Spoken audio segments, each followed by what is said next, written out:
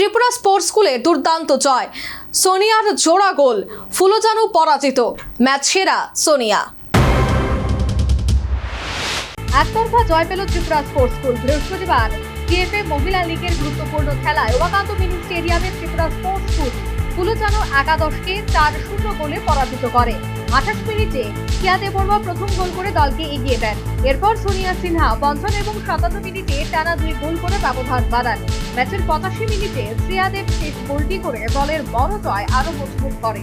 দুর্দান্ত পারফরম্যান্সের জন্য ত্রিপুরা স্পোর্টস স্কুলের সোনিয়া সিনহা ম্যাচ সেরা সম্মান অর্জন করেন।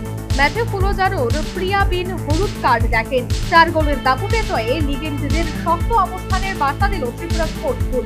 বর্তমানে দুবরাজপুর স্কুলের পয়েন্টের ঝুলিতে 2 খেলায় 6। পাশাপাশি ফুলজানু লিগে সমসংখ্যক খেলায় 3 পয়েন্ট। শুক্রবার খেলায় তিলকমাঝি এসি এবং ত্রিপুরা পুলিশ রিক্রিয়েশন ক্লাব প্রতিদ্বন্দ্বিতা করবে। Bureau report, news vanguard.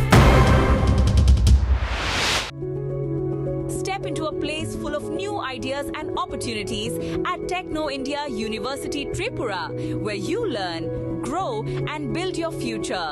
A place that truly helps your dreams become a reality.